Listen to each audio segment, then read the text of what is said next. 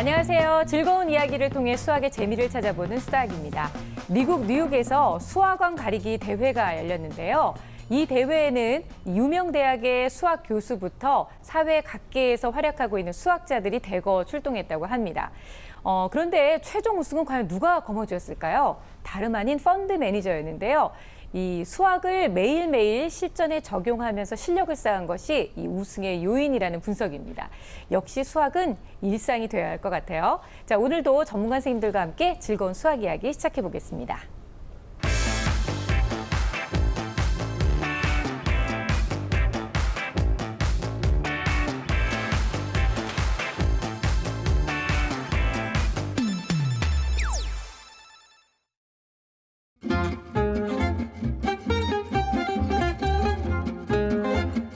일단 거기에 나오는 어휘 자체를 되게 어려워했던 것 같아요. 일단 수업은 먼저 딱 봐도 재미없게 보여요.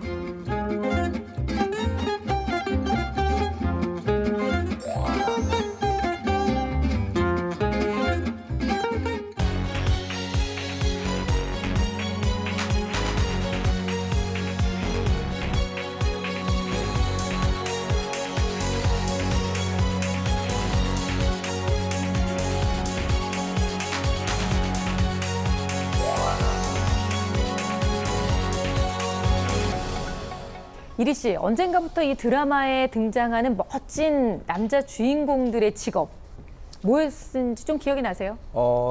예전에 드라마 보면은 네네. 실장님이 많이 나왔죠. 그렇죠. 실장님. 어떤 직업인지 상관없이 예. 모두 다 그냥 실장님, 네, 실장님이었잖아요. 예, 예. 근데 요즘은 뭐게요? 요즘에는 확실히 알고 있죠.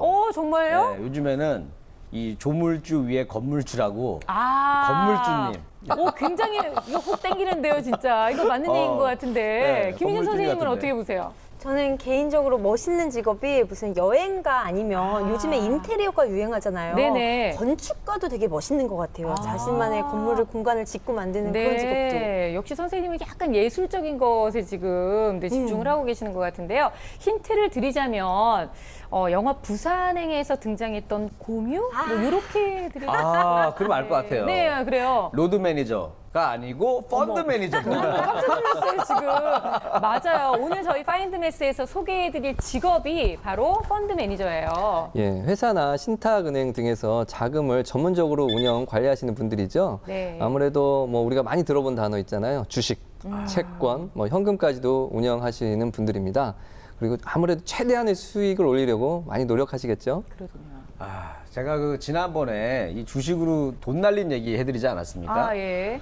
생각만 해도 눈물이 나는데 벌써 오늘도 또 눈물이 날 것 같아요. 또 뭐 주식 얘기가 나오니까. 네. 근데 저번에 배웠던 그 애널리스트하고 이 펀드 매니저하고는 어떻게 다른 건가요? 진짜 그렇네요. 네, 비슷한 예. 것 같은데. 그러니까 애널리스트는 기업을 분석하고 세계 경제 동향을 분석까지만 해요. 그리고 투자는 하지 않거든요. 그러니까 참모 역할을 한다 그러면 펀드 매니저는 애널리스트의 그 보고서를 보고 자기도 또 연구를 하고 그 다음에 투자를 하는 사람입니다. 그래서 가장 큰 차이는 투자를 하느냐 하지 않느냐의 차이죠. 네, 어떻게 보면 애널리스트가 만든 정보를 통해서 진짜 투자를 실질적으로 하는, 돈을 굴리는 그런 그렇죠. 직업인 돈을 거네요. 굴리는 사람입니다. 와. 자, 여기까지만 들어도 정말 펀드 매니저가 살짝 보이실 텐데요. 영상을 보면 더욱더 이해가 잘 되실 겁니다. 오늘의 파인드 매스 함께 만나보죠.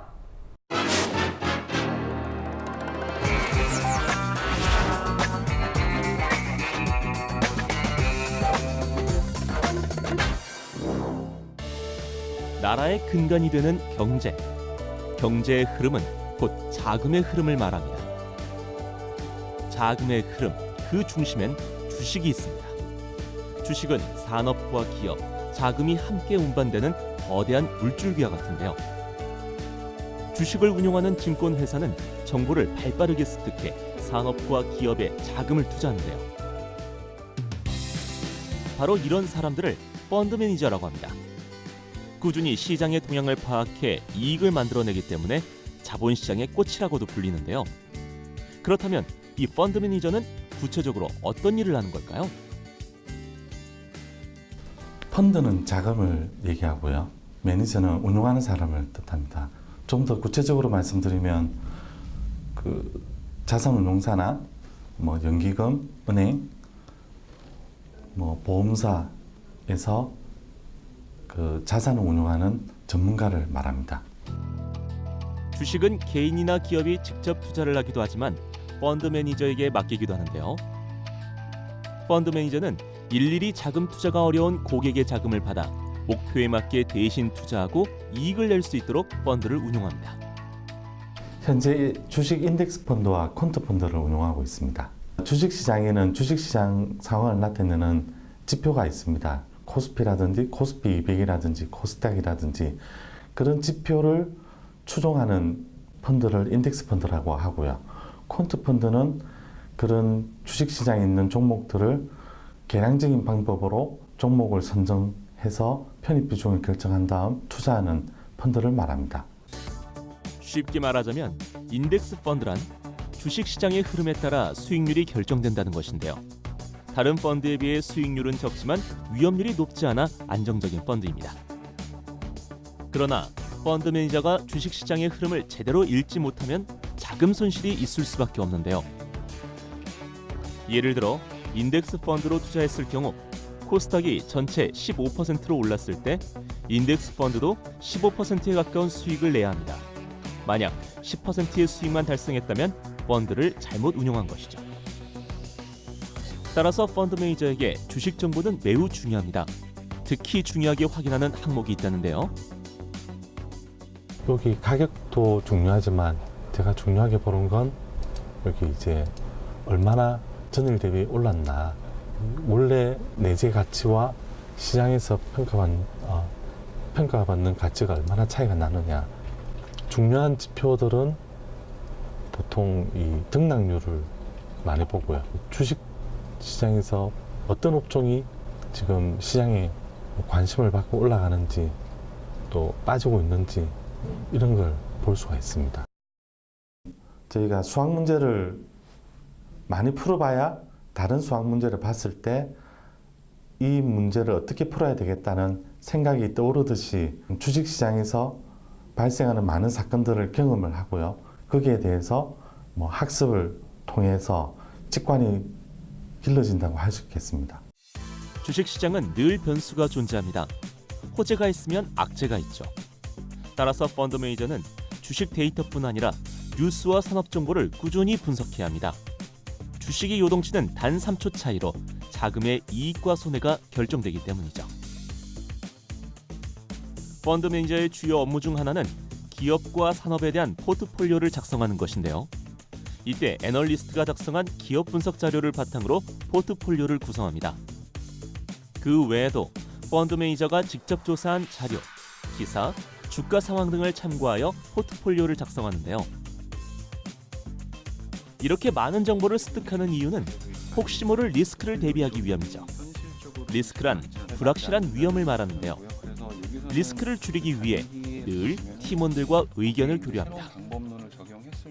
펀드 운용을 하면서 리스크 분석을 많이 하게 됩니다. 근데 리스크 분석에 기본적으로 수학이 쓰이는 거죠. 그게 뭐 추적 오차라든지 뭐 초과수익이라든지 뭐 샤퍼 레이쇼라든지 여러 가지 지표가 있고요. 그 지표를 보면서 제가 펀드를 제대로 운용하고 있는지 어떻게 운용해야 되는지 그런 걸 분석하게 됩니다. 이렇게 만들어진 포트폴리오는 주식 매매 시점을 결정하는 중요한 요인이 되는데요. 펀드 매니저의 역할은 고객이 원하는 목표 수익률에 도달하는 것이기 때문에 정확한 포트폴리오가 필요하고 따라서 펀드 매니저의 수학적 분석 능력이 중요하게 작용하는 것입니다. 펀드 매니저한테 수학이라고 하는 건 기본이고 필수 도구입니다. 수학을 해야지 이 펀드 운용이 어떻게 되는 건지 아는 거고요. 그 수학이란 도구를 이용해야만 펀드 운용을 할 수가 있습니다. 펀드 매니저가 얼마만큼의 수익률을 냈는지 파악하는 것에도 수학이 사용됩니다. 달리와 복리를 사용하여 계산한 것인데요. 달리는 일정 기간 동안 투자한 자금에 대한 수익률을 말하고 복리는 긴 기간의 수익률을 설명할 때 쓰이게 되죠. 그 수익률을 꾸준히 안정적으로 많이 내는 매니저가 당연히 좋은 매니저라고 할 수 있습니다. 결코 쉽지 않은 직업 펀드 매니저. 투철한 직업의식과 객관적이고 수학적인 사고가 반드시 필요한 직업입니다. 오늘 파인드매스에서는 순간의 선택으로 자금의 흐름을 바꾸는 자본시장의 꽃, 펀드 매니저를 만나보았습니다. 오늘 영상을 보면서는요, 정신줄을 놓으면 큰일 나겠더라고요. 아니, 너무 모르는 단어가 많이 나오니까 저는 좀 잘 이해가 안 될 것 같아서 굉장히 저는 집중을 하고 봤어요. 저도 뭐 뚫어지게 봤는데 네. 제가 그때 그 펀드 매니저의 하는 역할을 잘 모르니까 또 펀드가 뭔지도 잘 모르다 보니까 이제 몰입이 잘 안 되더라고요. 그래서 이제 말 나온 김에 네.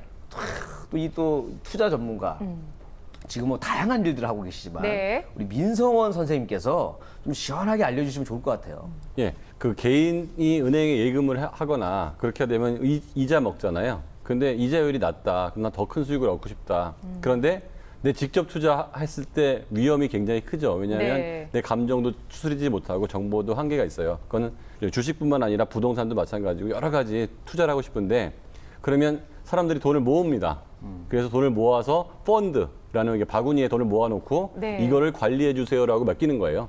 그러면 주식이나 부동산이나 채권 쪽에 전문가들이 이것들을 가지고 개인이 살 수 없는 큰 부동산을 산다든지 아니면 주식을 살 때는 개인보다는 훨씬 더 좋은 정보와 냉철한 정신으로 아니 네. 수학적으로 분석해서 주식을 사서 이익을 보고 나면 그거를 수수료를 떼고 돌려주는 거죠. 근데 이 펀드 매니저라는 직업은 결국은 수익을 많이 내는 게 이 펀드 매니저가 하는 일이잖아요. 네. 그렇게 따진다면 좀 전에 우리가 함께 만나봤던 인덱스라든지 아니면 너무 어렵네요. 퀀트 펀드 이런 게 매우 안정적인 거다라고 볼 수 있는 건 거죠. 그렇죠. 액추얼 펀드라는 것은 그 펀드 매니저가 종목을 발굴해서 공격적으로 투자하는 걸 액추얼 펀드라고 하고요. 네. 그다음에 인덱스 펀드나 퀀트 펀드 같은 경우는 공격적인 투자라기보다는 시장보다 조금만 더 벌자. 그래서 금리보다 좀 더 벌자. 아니면 코스닥 지수가 올라갔는데 그거보다는 좀 더 벌자. 예를 들어 코스닥 지수가 5% 올랐다. 그럼 나는 5.5에서 6% 벌자. 그다음에 코스닥 지수가 10% 떨어졌다. 그럼 나는 8%만 떨어뜨리자. 그래서 전체적인 그 지수보다 좀 더 벌거나 덜 손해 보게 하는 건데 이 전체적인 지수를 벤치마크라고 하고요. 그거보다 더 벌었냐 못 벌었냐에 따라서 펀드 매니저를 평가하고요. 또 하나 퀀트 펀드라는 거는 뭐냐면 감정을 철저히 배제하고 지수만, 지표만, 네. 그 전체 세계 지수, 그 금값이 어떻게 움직이는 등, 아니 코스닥 지수가 어떻게 움직이는 등 그런 지수만을 완전히 그 변수를 놔두고 그 변수 범위 내에서 하나의 함수를 만드는 거예요. 그래서 함수대로 자동으로 사거나 자동으로 팔게 만들어놨기 때문에 수익률이 아주 높진 않은데 꽤 안정적으로 안정적이겠네요. 수익이 나기 때문에 큰 자금을 맡길 때는 퀀트 펀드에 맡기는 경우가 있는데요. 다만 조심할 점은 뭐 브렉시트라든지 아니면 911 고베 지진 사태처럼 우리가 예상할 수 없었던 큰 경제적 변수가 생겼을 때는 우리가 예측한 범위 바깥에서 변동성이 생겨서 퀀트 펀드도 큰 손해가 날 수도 있습니다. 그렇군요. 퀀트 펀드 매니저로 성공한 사람을 제가 알고 있는데요. 네. 하버드대 수학과 교수이자 천재 수학자로 통하는 제임스 사이먼스입니다. 이분은 자신의 수학적 이론을 증권 시장에 접목을 했어요. 그래갖고 굉장히 큰 수익을 내는데 2005년부터 3년간 세계적인 펀드 매니저 연봉 1위를 고수. 재산이 12조 8,600억. 우와, 대단하지 않습니까? 네. 그래서 근데 이분은 이제 투자 종목을 선정할 때 네. 그러니까 아까 설명드린 것처럼 자신의 주관적인 판단이나 펀드 매니저의 그런 개인적인 생각을 완전히 배제하고 수학에 기반을 둔 퀀트 펀드 기법을 사용해서 선정을 한다고 해요. 원래 돈이 많으신 분은 아닐까요? 아닌 것 같아요. 너무 부럽네요. 저는 네. 뭐 펀드 매니저분들 같은 경우는 네. 뭐 수학적 기법을 쓰고 뭐 분석을 하고 하는데 네. 저희 같은 이 개미들은 아는 지인이 네네. 알려준 거 하더라. 한번 듣고 나서 이거 괜찮대 하면서 무리하게 투자했다가 참 안타깝네요, 정말. 처음에는 감으로 시작했다가 그거 하다가 마감이 되더라고요. 네네. 아니 너무 감이 떨어지네요, 진짜. 아니 근데 지금 민성원 선생님께서도 말씀해 주셨지만 정말 수학을 사용해서 굉장히 객관적이고 냉철하게 파악을 해서 분석하고 투자하는 이 펀드 매니저는 정말 대단한 사람이다라는 생각이 드는데요. 펀드 상품을 만들고 또 운영할 때 결국은 수학이 사용된다는 거잖아요. 우리가 좀 더 자세한 얘기를 또 함께 나눠볼까요? 펀드 매니저는 이 투자 방법에 따라 펀드 상품을 만들어낼 텐데 그 펀드 상품을 만들어낸다는 게 그 포트폴리오를 구성한다는 말과 동일한 거예요. 네. 그 포트폴리오 어떤 상품을 구성할 거냐라는 걸 뭘로 판단하겠습니까? 수학적인 어떤 계산, 즉 이 상품을 만들 때 여러 가지 변수를 고려해야 될 텐데 첫 번째 뭐 수익률이라든지 아니면 리스크 분석이라든지 어떤 주가율 비율 그리고 어떤 확률 등을 고려해서 만듭니다. 따라서 이런 수학적 분석력이 가장 중요하다고 할 수 있는데 이 같은 자료를 가지고 어떤 펀드 매니저는 이렇게 뭐 A, B, C로 구성할 수 있는데 네. 어떤 펀드 매니저는 A, B, C보다 뭐 A, 뭐 D, F 뭐 이런 식으로 구성을 할 수도 있겠죠. 그래서 공격적으로 할 것이냐 아니면 안정적으로 할 것이냐 이렇게 다양한 방법으로 할 수 있거든요. 그 모든 것이 어떤 논리적인 근거, 수학적 분석력에 의한다고 할 수 있습니다. 네. 그런데 사실 펀드 매니저가 일반 수학 말고도 또 알아야 될 게 많이 있을 것 같거든요. 그렇죠. 금융공학이라고 하는 게 있는데 응용수학의 일종이라고도 볼 수 있습니다. 네. 그래서 뭐 경영학, 산업공학, 뭐 응용수학 이런 것이 어우러진 학문이라고 할 수 있는데 이 펀드 상품을 개발할 때 사용되는 어떤 리스크 관리도 사실 금융공학과 밀접한 관계가 있습니다. 그래서 이 이 발음이 참 왜 이렇게 어렵네요. 어렵다. 금융공학이라는 게 크게 두 가지로 이렇게 네. 분류가 됩니다. 그래서 은행이나 보험사, 증권에서 어떤 상품을 개발할 때 사용하는 게 금융공학, 발음 됐죠? 네네. 그리고 또 하나는 이제 금융시장에서 뭐 수학적인 분석 방법으로 어떤 수익을 내고자 할 때. 그래서 펀드 매니저는 이 두 가지를 다 사용한다고 할 수 있거든요. 그래서 또 펀드 매니저들이 사용하는 프로그램들이 있습니다. 그래서 금융공학자들이 이 프로그램들을 또 만들어서 이 펀드 매니저들이 사용할 수 있도록 하는 것이죠. 네. 그런데 학교에서도 이런 관련 수업을 하고 있다면서요. 그럼요. 많이 있고요. 특히 수학이나 사회 이렇게 융합 시간에 경제적인 지표를 가지고 그래프를 만든다거나 도표를 만든다거나 활동도 하고 금융에서 쓰이는 이제 복리나 단리에 대해서도 심화로 배우기도 하거든요. 요즘에는 우리나라의 금융감독원에 네. 금융교육센터라고 있어요. 그래서 검색해서 들어가 보시면 홈페이지가 있거든요. 거기에 이렇게 이런 관련 기초 개념들을 익힐 수 있는 재미있는 보드게임 4종을 무료로 만들어서 보급하고 있거든요. 와. 또 활용 동영상도 매뉴얼로 다 탑재되어 있기 때문에 네. 다운로드 받으셔서 활용하시면 정말 좋습니다. 바로 오늘 또 들어가 봐야 될 것 같아요. 뭐든지 그냥 준다면 바로바로 받는 겁니다. 뭐 생각하지 않고요. 오늘 서버 다운 되겠네요. 김희진 선생님께서 알려주신 이런 방법들 정말 알짜 정보거든요. 잘 이용하셔서 아이들의 감각을 키워주는 것도 정말 중요할 것 같고요. 만약에 정말 내 아이가 펀드 매니저가 되고 싶다고 한다면 어떤 식으로 그 진로를 선택하고 또 공부를 준비해야 하나요? 이건 제가 알 것 같아요. 왜?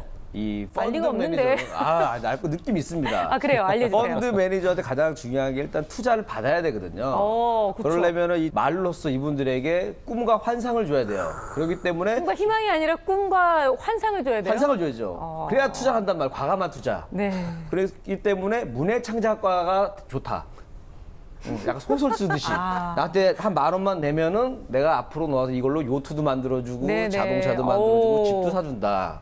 그래서 아니 그렇게 해서 얻은 꿈과 환상 때문에 이렇게 대놓고 지금 그걸 얘기하면 어떡해요? 그런 거는 아마 그 펀드를 광고하는 광고 문구에는 맞겠지만 그 돈을 관리할 때는 아닌 것 같고요. 그렇죠. 일단 경영학이나 경제학, 상경제라고 하는 쪽 사람들이 실제로 펀드 매니저들을 많이 하고 있고 그분들을 그 펀드 매니저로서 뽑으려고 하는 사람도 그분들을 많이 뽑아요. 이유가 뭐냐 하면 전 세계 경기 흐름을 알아야 되기 때문에 거시경제학을 잘 알아야 되고요. 또 하나 기업을 분석할 줄 알아야 하기 때문에 재무관리나 재무분석, 그다음에 돈의 흐름을 알아야 하기 때문에 화폐금융론. 사실 그 문과 과목인데도 경영학이나 경제학에서 이런 과목들은 수학을 굉장히 많이 요구하고 있거든요. 그래서 수업 시간이 수학 시간인지 이게 경영학이나 경제학 시간인지 헷갈릴 정도로 하고 있고요. 수학을 잘 다뤄야 되는 거기 때문에 수학과 출신도 펀드 매니저가 당연히 될 수 있겠죠. 금융회사에서 사실 수학자들을 선호하는 것도 사실입니다. 왜 그러냐면 사실 금융에 대해 알고 있는 사람들이 이 수학적 분석 능력을 키우는 것은 수학자들이 금융을 배워서 이 투자를 하는 것보다 더 어렵기 때문에 그래요. 그러니까 그래요. 수학자들이 금융을 배우는 게 좀 더 쉬운 일이 된다는 겁니다. 효율적이라고 할 수 있는데 아무래도 수학을 했던 분들은 어떤 수라든지 계량적인 부분에 있어서 연습을 많이 했기 때문에 특히나 논리적인 판단, 어떤 데이터를 가지고 분석하는 능력들은 분명히 탁월한 부분들이 있습니다. 그래서 어떤 금융 관련 쪽 직업을 하고 싶다면 수학에도 많은 관심을 기울여야 된다고 생각합니다. 네. 오늘은요, 펀드 매니저에 대해서 함께 알아봤는데요. 정말 이 펀드 매니저라는 직업 안에도 얼만큼 많은 수학의 비밀과 또 수학의 중요성이 강조되는지를 깨달을 수 있는 시간이었습니다. 다음 주에도 더 파인드 매스 많이 기대해 주세요.